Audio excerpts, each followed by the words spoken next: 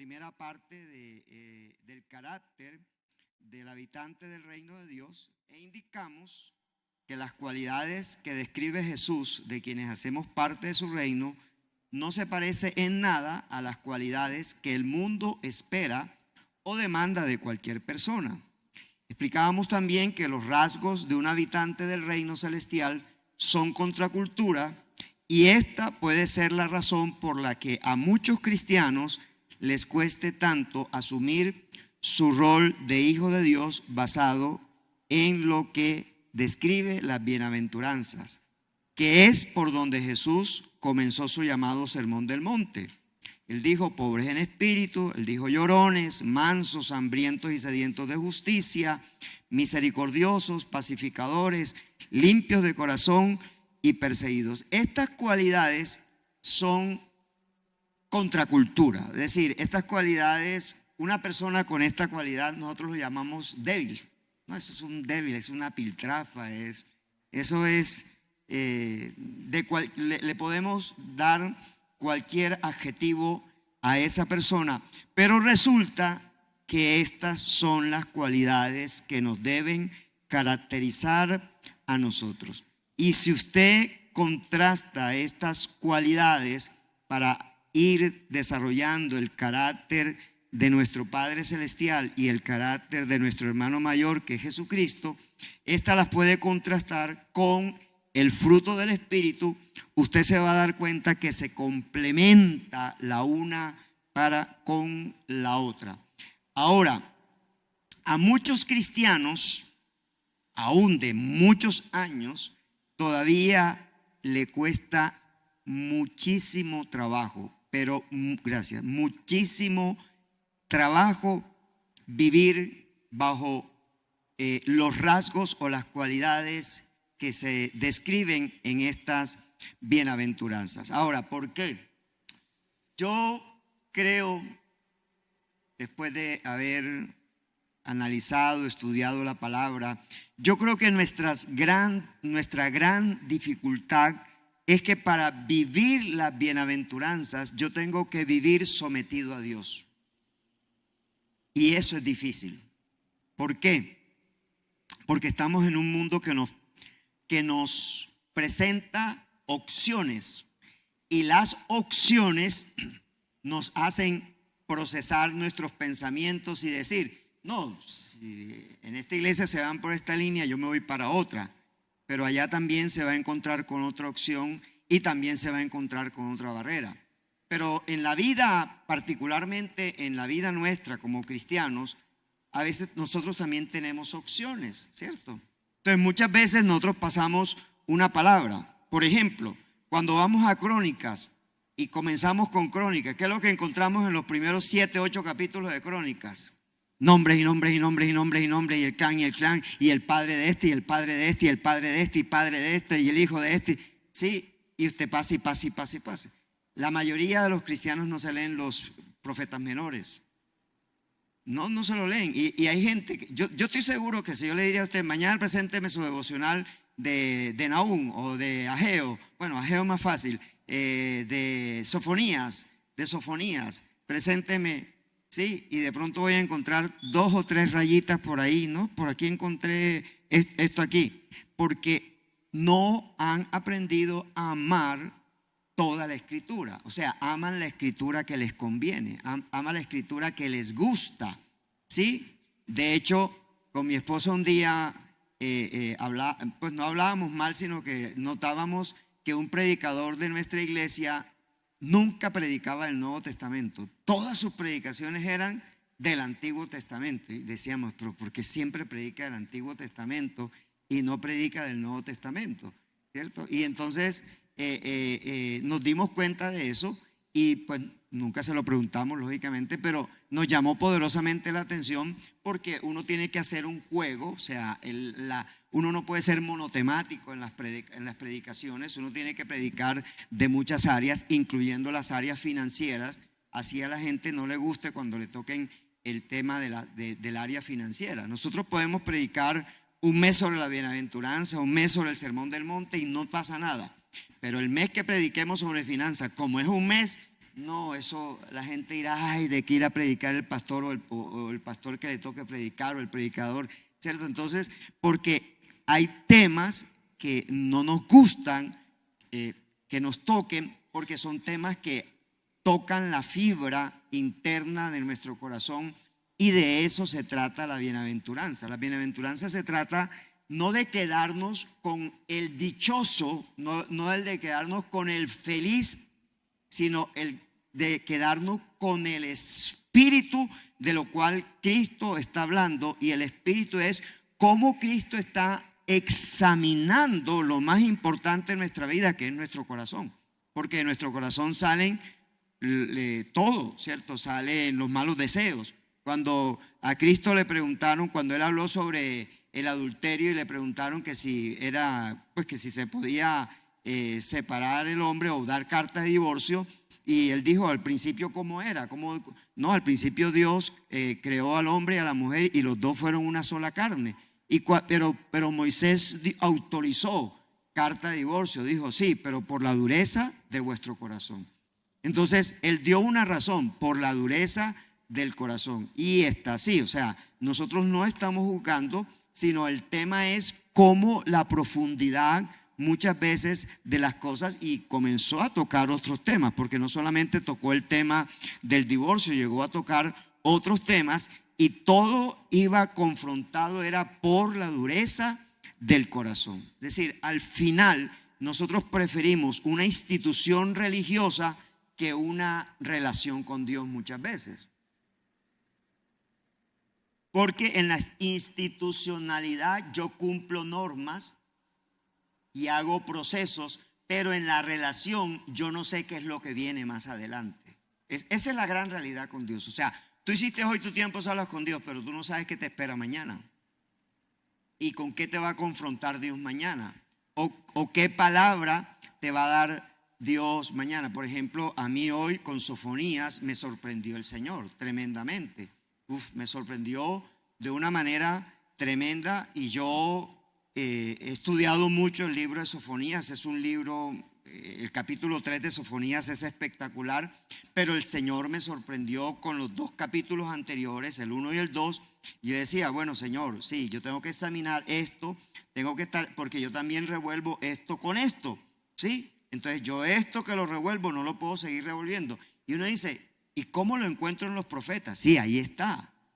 Porque es que la Biblia no es un libro para los 2000 años atrás, es un libro en el presente que me va a confrontar a mí cómo está mi situación de corazón y cómo esa situación de corazón puede afectar mi relación con Dios, y va a afectar también mi relación con las demás personas, con mi prójimo, ¿cierto? Entonces, todas estas cualidades que hemos estado estudiando desde el día domingo, no es algo que lo vamos adquiriendo por medida. Es decir, primero soy pobre en espíritu, y luego paso a ser llorón, luego paso a ser manso, luego paso a esto. No, es algo que el Espíritu Santo nos va entregando a medida. No es algo, la bienaventuranza no tiene como finalidad que Dios me recompensa por el esfuerzo que yo hago, sino que sin que yo haga un esfuerzo, yo sea eso y reciba la recompensa adicional. O sea, no sé si me hice entender, si eso se volvió un trabalengua o no. O sea, yo no tengo que esforzarme por ser pobre en espíritu. En la medida en que yo me acerco a Dios, yo voy dejando de ser rico en mí para volverme pobre en el espíritu. Es decir, para sentirme siempre necesitado de Dios. ¿Sí? Entonces, no es algo que yo voy cultivando, es algo que va floreciendo, es algo que se va dando en la medida en que mi relación va creciendo. Entonces, si yo soy pobre en espíritu, yo siempre me voy a ver menos que los demás, aunque el otro sea pecador. O sea, no me voy a volver crítico del otro, no me voy a volver señalador del otro. Una de las cosas que preparando todo este tema desde el mes pasado, yo decía, Señor, esto es duro, porque es que juzgar y criticar es lo más sencillo que hay, aún para nosotros los cristianos. ¿Sí? A veces me siento a ver televisión en mi casa y de pronto alguien dice, ay, qué vestido tan feo tiene la presentadora. ¿Sí? es un concepto, ¿cierto? Es una opinión. Para esa persona quizás no lo es, ¿sí? O puede llegar el hermano o la hermana a la congregación y no nos gusta su forma de vestir, pues, a menos que haya algunas normatividades que sí las hay en las iglesias, pero es muy natural que lo hagamos, y no es que esté mal, sino que sin darnos cuenta, eso es un señalamiento. Sin darnos cuenta, es decir, yo no estoy juzgando eso, ¿sí? Sin darnos cuenta, como pues cuando un jugador dice, la puerta es bien grande y preciso le pega el balón que salte por arriba del travesaño. Él no lo hubiese querido hacer así, o sea, él no lo hubiese querido hacer así, ¿sí? Simplemente pasó en el momento, pero como hay 40 y 50 millones de técnicos en ese momento viendo el partido, entonces todos parecían que ellos sí lo hubiesen podido meter, ¿sí o no? O sea, sí. Ellos sí parecían que lo hubiesen podido meter, pero tú no sabes jugar fútbol, ni eres entrenador tampoco, ni eres seleccionador, pero somos dados a eso, ¿sí? Somos dados a eso. Cuando Jesús lo confrontaban, ¿Jesús respondía agresivamente o cuál es la forma de Jesús responder ante una agresión? Con una pregunta. Con una pregunta. O sea, si te puedo tomar de referente, ¿sí? Si Noris viene a decir, pastor, es que yo tengo que hablar contigo porque a mí me dijeron y sí, ok, Noris, perfecto. Ahora, ¿me dejas preguntarte algo? Entonces yo le debo responder a ella no con un mecanismo de defensa y tampoco con lágrimas, ¿no? Porque si ella me está regañando a mí, yo tengo el derecho de defenderme, ¿cierto? Pero yo le voy a hacer una pregunta. Venga, primero que todo, ¿quién se lo dijo? Segundo que todo, ¿en qué momento se lo dijo? Porque usted tiene que ir evaluando, o sea, usted tiene que ir descartando, ¿sí? Y eso era lo que hacía Jesús. O sea, Jesús nunca evadía el señalamiento, pero Jesús lo confrontaba, y lo confrontaba con preguntas que salían de la misma confrontación, ¿sí? Cuando le dijeron, ¿con qué autoridad haces esto? Dijo, venga, yo le voy a hacer una pregunta. ¿El bautismo de Juan era del cielo o era de la tierra? Y entonces que ellos se reunieron allá en grupitos, ¿cierto? Porque los religiosos se reúnen en grupitos. Usted sabe que los religiosos tienen grupos, hasta en la iglesia, ¿no? Tienen los grupitos, los que toman el café siempre, igual. Ese grupito es peligroso. Ese grupito, esos son grupitos peligrosos, ¿cierto? Entonces, los fariseos tenían grupitos, ¿cierto? Entonces tenían grupitos los fariseos, ¿sí? Y si decimos que es del cielo, entonces nos va a decir por qué no nos bautizamos, ¿cierto? Y si decimos que es de la tierra, ¿sí? Entonces él nos va a preguntar que por qué no le creímos a Juan, ¿ya? Entonces, ¿qué dijeron ellos? No sabemos. Yo tampoco les voy a contestar con qué autoridad yo hago esto.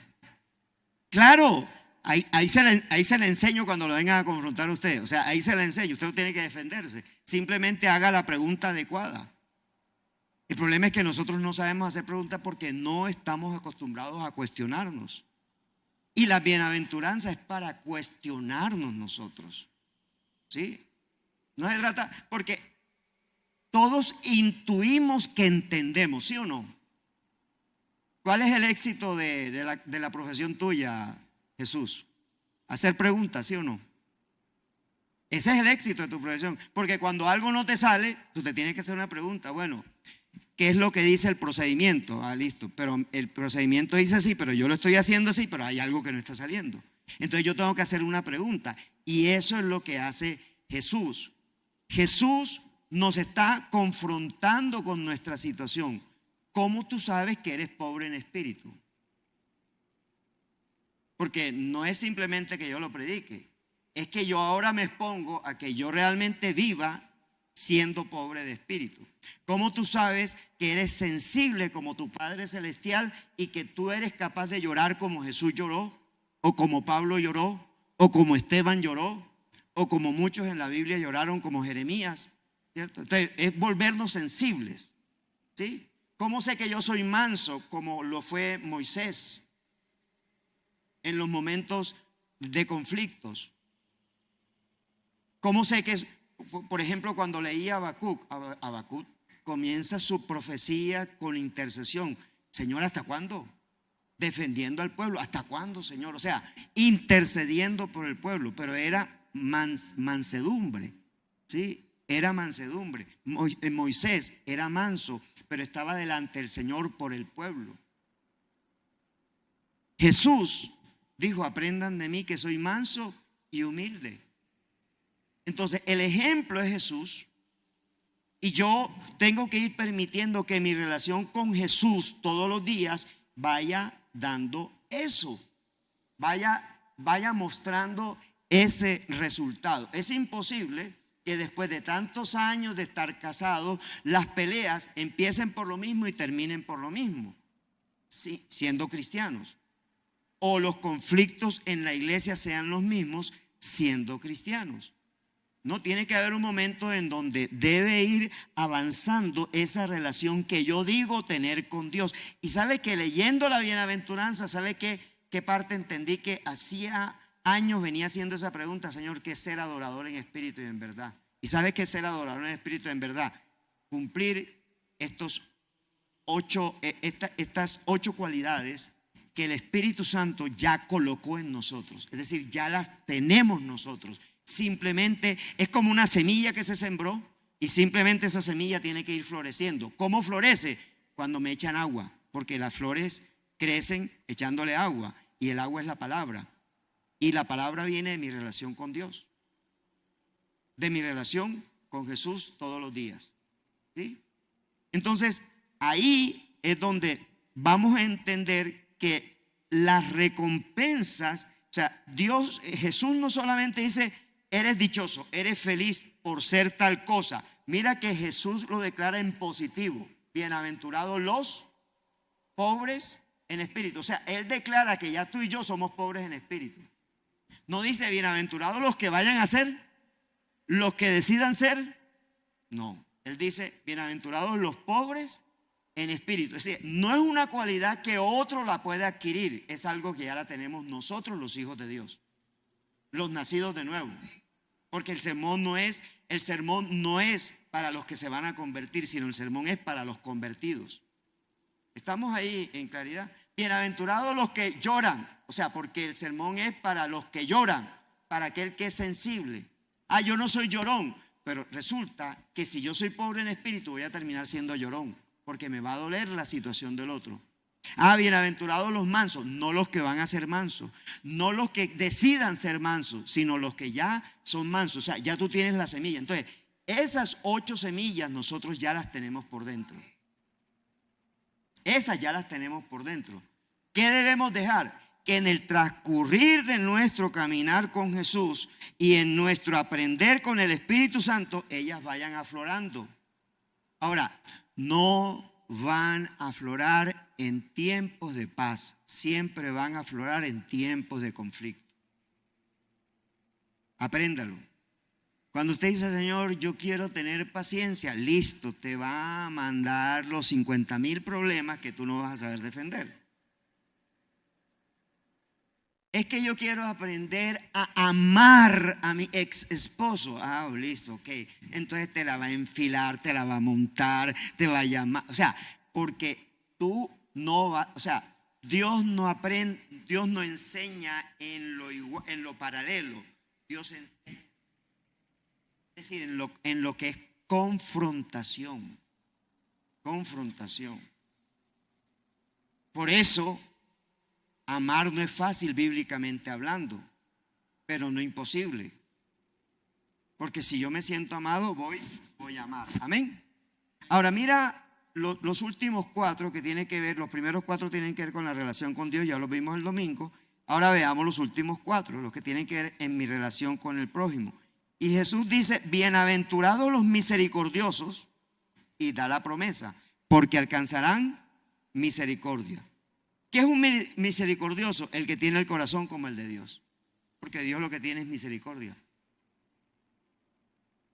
Hay más veces en la Biblia, se habla alrededor de 1,300 375 veces se menciona la palabra misericordia en la Biblia, mientras que la palabra amor no alcanza ni siquiera 400 menciones.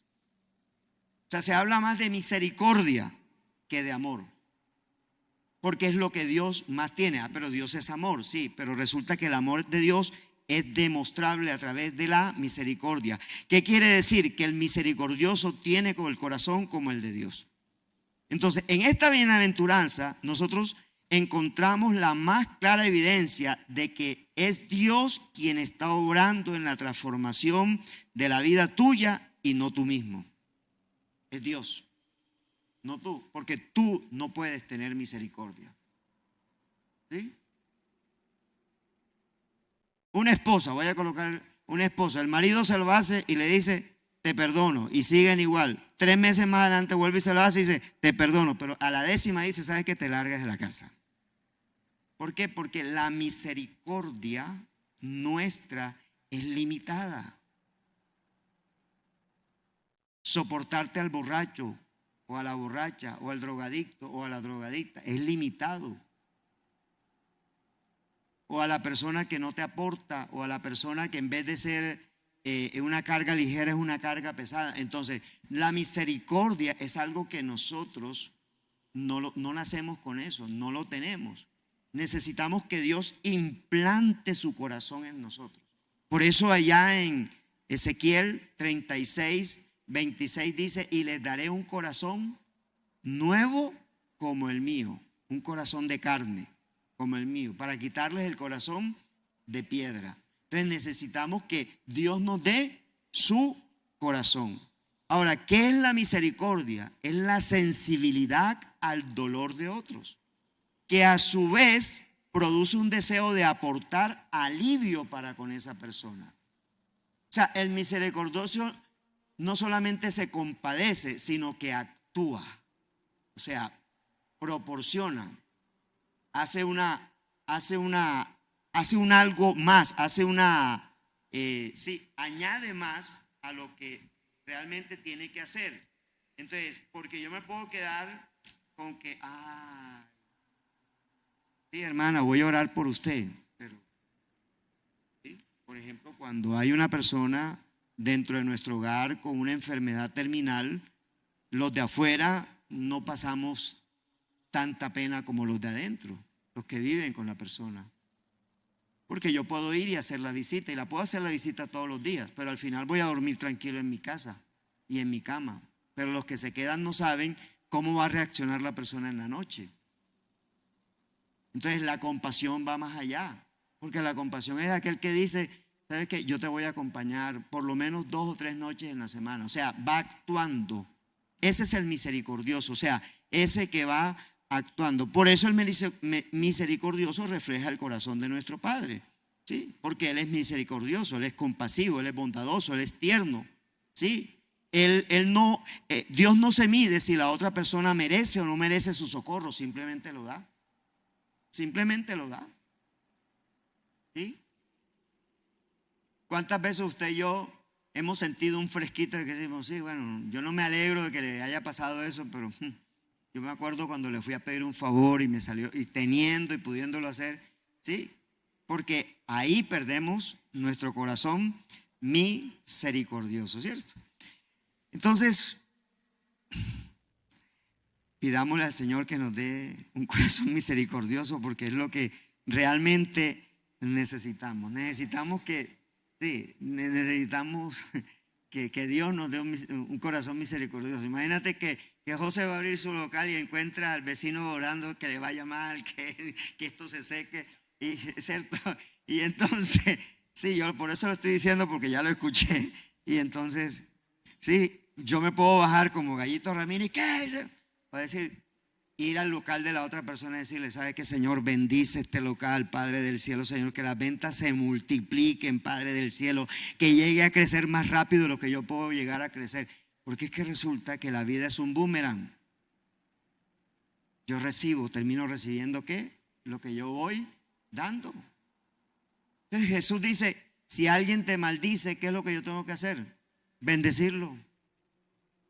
Porque resulta que la maldición no puede tener más efecto que la bendición. La bendición es más poderosa que la maldición. ¿Sí? Mucho más poderosa que la bendición. Como cuando le dicen, no, pastor, es que yo necesito que me haga una liberación. Listo, pero ¿tú cuántos años llevas siendo cristiano? No, 20 años. ¿Y de qué te voy a liberar? Pues es que la palabra te ha debido libertar en 20 años.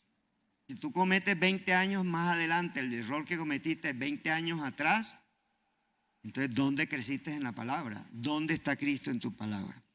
Número 6, los de limpio corazón, Mateo 5:8, dice, bienaventurados los de limpio corazón. ¿Por qué? Entonces, el misericordioso, ¿cuál es la bendición del misericordioso? Recibirá. Ahora, ¿cuándo la va a recibir? Algún día la va a necesitar. El reino de los cielos es un reino de siembra y cosecha. ¿Sí? Es un reino de siembra y cosecha. Un día alguien nos dijo a mi esposa y a mí, Marcos y Vilma, el que no le diezma a Dios, ¿a quién le diezma? El que no le diezma a Dios, le diezma al diablo. Y el diablo es ladrón. Así que algún día el robarle a Dios tiene una consecuencia, porque en esta tierra tú eres dueño o de Satanás o eres dueño de Dios. Esa es la gran realidad. O sea, no se trata de no diezmar. Se trata de quién es tu Señor. Porque eso es lo que, o sea, el reino de Dios es un reino de siembra y cosecha. Si tú llegas a tu casa todos los días y tratas mal a tu esposa, estás sembrando eso, vas a cosechar. Un día vas a llegar a la casa o encuentras las maletas hechas y con una cartica arriba de la maleta que dice te vas, te largas, o la persona no va a estar. La persona se va, porque ese es el reino de Dios. Si yo doy misericordia, recibo misericordia. Por eso el que se para a predicar tiene que saber lo que dice, porque si trata con dureza y si maltrata en algún momento, por eso muchos hermanos en la fe, cuando el pastor cae, le dan palo, porque el pastor dio palo desde acá. ¿Sí? Pero si yo soy misericordioso, cuando alguien peca, cuando alguien cae, es diferente. O cuando tengo que tratar con una persona. Entonces luego sigue los de limpio corazón. Mire, misericordia, ahora viene los de limpio corazón. La promesa, verán a Dios. ¿Sí? ¿Qué tiene que ver con esto? Con santidad. Ahora, voy a decirles algo que para mí esto es una convicción. La santidad no es algo que yo busque, es algo que Dios me regala. La santificación no es producto de mi esfuerzo, es producto de mi relación con Dios. Así de sencillo. ¿Sí? Yo no puedo pelear con el pecado que mora dentro de mí. Tengo uno más grande que lo pelea por mí, lo peleó en la cruz y lo venció en la cruz del Calvario. O sea, si alguien es amante de la pornografía, intenta dejar la pornografía, la dejará por un tiempo corto. Pero más adelante vuelve y cae. ¿Por qué vuelve y cae? Porque sencillamente él está buscando tratar de santificarse por su propio esfuerzo.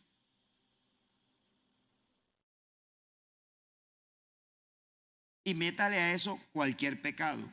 La lengua larga, el mal comentario, el chisme, la detractación, etc. O sea, todo con lo que tú peleas, porque tú tienes que ser consciente de lo que estás peleando. O sea, Dios le dijo a Pablo, gloríate, no te voy a sanar, porque mi poder se gloría en la debilidad. Entonces diga el débil, fuerte soy. Entonces yo necesito reconocer delante de Dios que soy débil. Yo necesito reconocer delante de Dios que soy débil. Porque si soy débil, le estoy diciendo a Él, soy pobre en espíritu y te necesito a ti. Yo te necesito a ti.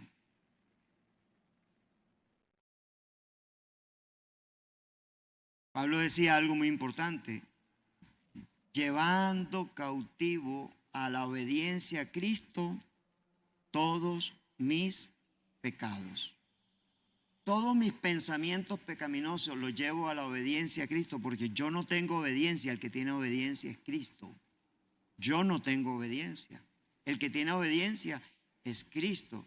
Yo puedo decir, se puede decir, es que las bendiciones vienen por la obediencia. Entonces, ¿quién se llama obediencia? Se llama Cristo. Entonces yo tengo que buscar a Cristo y le digo, ¿sabes qué, hermanito mayor? Pelea por mí porque yo estoy en esta situación, en esta situación, en esta situación, en esta situación, en esta situación.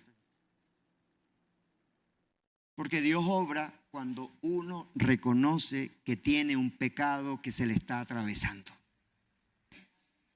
Mientras tanto, Dios no va a obrar. Dios no va a obrar. Si no hay confesión de pecado, David lo mientras callé, mis huesos se secaron. Me envejecí. Se envejecieron, se secaron mis huesos. Mientras yo calle, mis huesos se van a envejecer. Me voy a secar. Entonces yo necesito confesar. Yo necesito decirle a alguien. No es que ya yo le confesé a mi pecado de pornografía a Dios, mi pecado de alcoholismo a Dios. No, que yo confesé tal cosa. No, ok. Pero tú necesitas alguien a quien decírselo. Alguien, un hermano en la fe o una persona superior al que le diga, ¿sabes qué? Yo te quiero confesar, yo quiero desnudar mi corazón delante de ti, porque Santiago el apóstol dice, confesaos vuestras ofensas, vuestros pecados los unos para con los otros.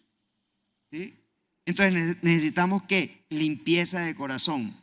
¿Me colocas allí por favor Salmo 24 versículos 3 y 4 si no estoy mal? Salmo 24 versículos 3 y 4. ¿Quién subirá? Vamos, 1, 2, 3, vamos a leerlos todos. ¿Quién subirá?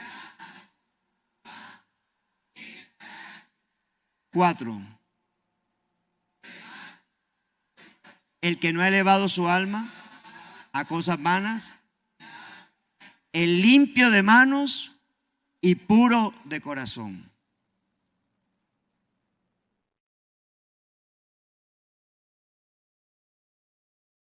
Todo lo que yo oculte es un arma secreta en manos de Satanás. Y ese un día lo sacará a la luz, pero no para sanarte, sino para destruirte. ¿Sí? Entonces, cuando yo sé que he fallado, busco a alguien y me confieso con esa persona. Digo, necesito confesarme. Necesito porque todos fallamos. Somos santos, sí. Hemos sido declarados santos, sí, pero recordemos que esta santidad que tenemos se perfecciona el día de Cristo. Esto está caminando, esto va caminando. ¿Sí? Esto va caminando.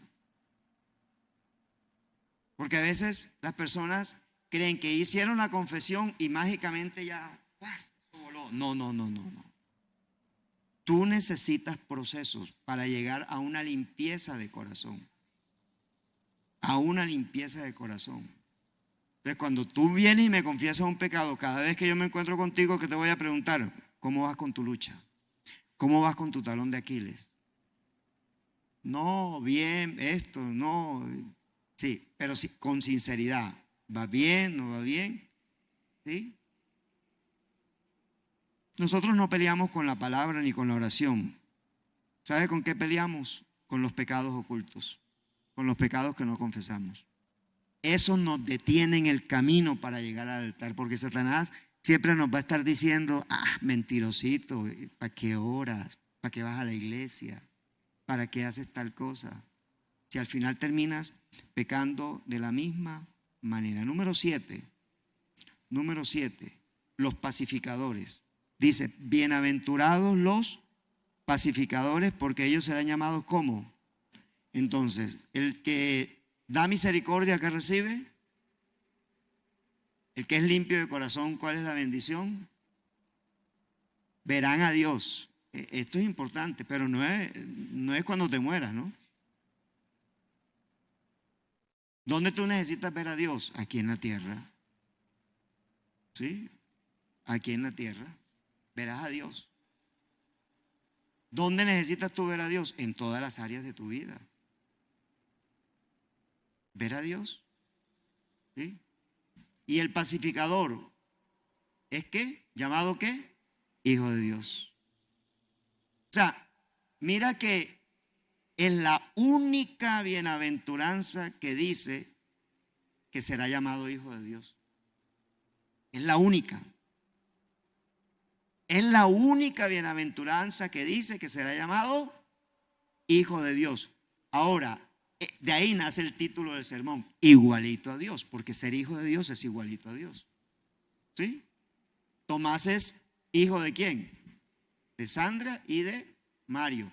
Y si usted mira a Tomás, es muy físicamente a su papá, ¿cierto? A su papá. Altura, cuerpo, ¿sí? Claro que salió hablón como la mamá, ¿sí? Pero así. ¿Será llamado qué? Hijo de Dios. Ahora, ¿por qué el pacificador? Porque el pacificador está buscando siempre la paz, siempre está buscando la reconciliación. El pacificador es capaz de perder un pleito para no perder un amigo, para no perder un hermano en la fe. El pacificador no se complica la vida tratando de ganarle a otro. El pacificador es alguien que sabe, entiende, porque es realidad. Nosotros vivimos en una tierra que por causa del pecado está llena de conflictos. El pecado. ¿Usted sabe qué pasó con Adán y Eva apenas Dios los confrontó? ¿Qué fue lo primero que dijo Adán? La mujer que me diste. Si tú no hubieras dado a esa mujer, nada estuviera pasado. Y cuando llegó a la mujer, ¿qué dijo? La serpiente. No se pierde el devocional de esta semana. Escribí sobre eso. La serpiente. Y la pobre serpiente, baila, no tuvo a quién decirle. No puedo decir el Satanás eso que me envenenó el corazón. ¿Ya? El pacificador entiende que Dios nos creó para vivir en armonía. Entonces, cuando usted tenga algo, vea, yo le voy a hacer esta recomendación, y mi familia sabe, y mucha gente que me conoce sabe, que yo nunca confronto a alguien en el momento en que la persona me ha hecho algo. Yo paso tiempo con Dios. Yo paso tiempo, puedo pasar hasta un año, yo paso tiempo y después le voy a hablar como Dios me puso a que se lo dijera. Pero nunca para dañarlo, nunca para destruirlo, no. Porque yo entiendo que esta es una cualidad que está muy ligada con el limpio de corazón. Está muy ligada con el limpio de corazón. Es una cualidad en donde tú sabes que hay conflicto, pero los conflictos no se resuelven con guerra. Los conflictos se resuelven cuando uno de los dos que están en conflicto decide ser pacificador. Y nuestra determinación frente a una confrontación con alguien es ser pacificador. Y yo tengo un lema que me funciona. Dios dice que Él peleará por mí. Así que cuando a mí me ultrajan, cuando a mí me humillan, cuando a mí me dicen algo que generalmente no me lo dicen de frente, sino que me lo mandan a decir a través de alguien, yo siempre digo, Señor, bendícelo. Señor, de verdad, tenlo en tu santa paz, pero no yéndose de este mundo, ¿no? No yéndose de este mundo.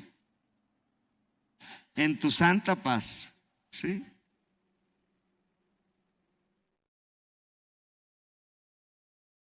Hay un libro que se llama El Pacificador, se lo recomiendo, es excelente. Es un mamotreto, pero es excelente ese libro. Y hay otro que se llama Está incluso en Nueva Generación, que se llama Padres Pacificadores. Así que se llama Padres Pacificadores. ¿Sí?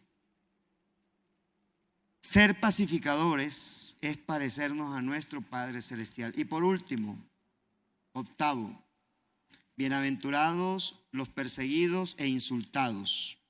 Dice la bienaventuranza 5:10 y luego del 11 al 12. Bienaventurados los que padecen persecución por causa de la justicia, porque de ellos es el reino de los cielos. Bienaventurados seréis cuando por mi causa os insulten, os persigan y digan toda clase de mal contra vosotros, mintiendo. Mire, gozaos y alegraos, porque vuestra recompensa es grande en los cielos, pues así persiguieron a los profetas que vivieron antes que vosotros. ¿Sabe que una de las grandes ironías de las bienaventuranzas es que entre más nos vamos transformando, allá afuera más nos van persiguiendo? Eso es una ironía tremenda. En vez de ponerse alegre, la gente, no. Al diablo no le gusta nuestra restauración. Entonces, es inevitable que aquellos que optemos por vivir conforme al Evangelio, es decir, vivir contra cultura, resistiéndonos a conformarnos a este mundo, no seamos rechazados y no seamos perseguidos. Ese es inevitable. Vamos a ser rechazados y vamos a ser perseguidos porque nuestra conducta es un estorbo para esas personas. O sea, nuestra conducta es un estorbo para esa persona o para ese grupo de personas. ¿Sí? O sea, si la noticia que se ha divulgado en todos estos días de una pareja tomada de la mano lo hubiese hecho un pastor, hermano, las redes sociales estuvieran destruyendo, literalmente destruyendo el pastor, y yo creo que en 15 días ya se hubiera acabado esa iglesia. Por lo menos el 99% de la gente se hubiera ido. Ahora, ¿por qué? Porque el mundo no ve como pecaminoso lo que hace gente de su mismo grupo. Pero nosotros siempre estamos en el ojo del huracán. ¿Sí? No es que Dios te puso a ver que estaban tratando de maldecir tu negocio. Es como tú reaccionabas. Es como tú actuabas. Es como tú ahora te lo vas a ganar en amor, porque esa es la próxima víctima para que llegue al Evangelio. Sí.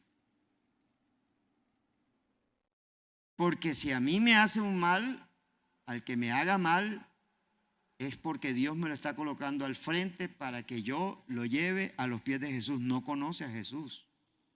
Si no, no hubiera hecho eso. Y así van a ser las áreas de nuestra vida. A veces tú trabajas mucho y llegó alguien hasta sin experiencia y lo nivelaron al mismo sueldo tuyo. Y te sientes tú como tragando saliva, ¿sí o no? Uy, pero es que yo he pasado 7 años aquí metido. Yo me he chupado las verdes y muy poquitas las maduras.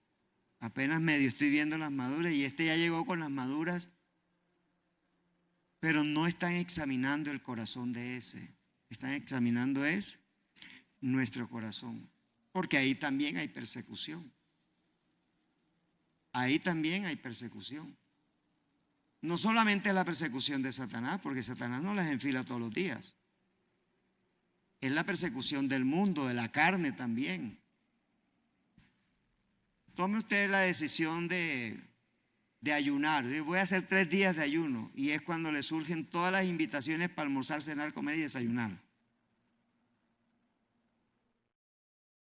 Y el amigo de la oficina que nunca te lleva ni siquiera un coffee de light, ese día te lleva una porción de torta de chocolate que es la que te gusta a ti. Eso es persecución. Eso no es tentación, eso es persecución. Eso es persecución. Claro.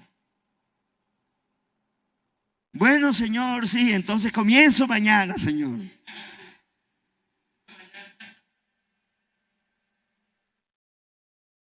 Eso solamente me ha pasado a mí, ¿cierto? ¿No? Comienzo mañana. Hoy llevo 28 días sin café, pero estos días han sido agresivos. En 28 días me han regalado 3 paquetes de café excelso, tipo exportación. Me han regalado en 28 días una maquinita, pero súper especial para moler café.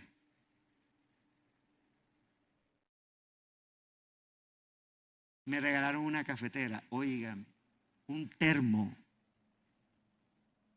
Y allá los tengo. Y los miro y le digo, en el nombre de Jesús. Esperen ahí, espérenme, algún día me alcanza. No sé hasta cuándo, la verdad no sé hasta cuándo. Ayer Cindy me preguntaba hasta cuándo, pastor, no sé, la verdad. No sé, estoy tratando de luchar. Así comencé con la Coca-Cola, ya llevo 14 años sin Coca-Cola. Y a mí me dominaba la Coca-Cola. Yo compraba 2 Coca-Colas litro y medio, una para mí y otra para el resto de mi familia.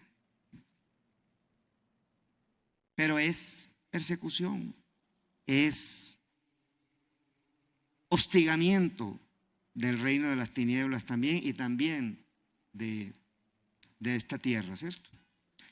Sin embargo, la bendición de los perseguidos es que de ellos es el reino de los cielos. Me llama la atención que Jesús, la primera bendición que dio fue que recibirán ¿qué? La primera bendición. Los pobres en espíritu, ¿qué le van a recibir? No, el reino de los cielos. Y los perseguidos y los insultados, ¿qué van a recibir? El reino de los cielos. Eso es un sándwich. La tapa de un sándwich. Lo que va por dentro es el plato fuerte. Entonces, para recibir el reino de los cielos, yo me convierto en un pobre de espíritu que voy a terminar siendo perseguido. Cristiano sin persecución, cristiano sin santidad. Cristiano sin persecución, cristiano sin santidad. Si su vida es tranquila, cómoda, se toma la taza de café así, viendo a las 4 de la mañana, la montaña y listo, el dinero le llega con facilidad, no tiene ningún tipo de problemas. Cristiano sin persecución es cristiano sin santidad. Por eso comienza con tu pobreza espiritual y por causa de tu pobreza espiritual vas a ser perseguido. Pero tienes que demostrar que para ser perseguido tienes que llorar, tienes que ser manso, tienes que tener hambre y sed de justicia, tienes que ser misericordioso, tienes que ser limpio de corazón, tienes que ser pacificador para que eso ocurra. Porque eso es lo que va en el centro. Es decir, ese es la carne, lo fuerte de ese sándwich. ¿Sí? Todas esas cualidades están dentro de usted. Alégrese por eso. O sea, eso la tiene usted. Está dentro de usted. No las tiene que salir a buscar. No las tiene que leer en ningún libro. Ya fueron colocadas. El Espíritu Santo ya nos las colocó a nosotros. Ahora, ¿qué tenemos que hacer todos los días? Identificarlas. Si yo fui y me equivoqué con mi hermano Henry, le voy a decir, ¿sabe qué? Henry, si lo hice en privado, si yo lo dañé en privado, le pido perdón en privado. Si lo hice en público, reúno a las personas que estaban alrededor de él y le pido perdón alrededor de él. ¿Por qué? Porque es el procedimiento correcto. Si yo ofendo en privado, pido perdón en privado. Si yo ofendo en público, pido perdón en público. Pero muchos cristianos ni en público ni en privado. Y quítese la palabra disculpa. Los cristianos no pedimos disculpas. Los cristianos decimos, me perdonas y te perdono. Amén. Pongámonos en pie.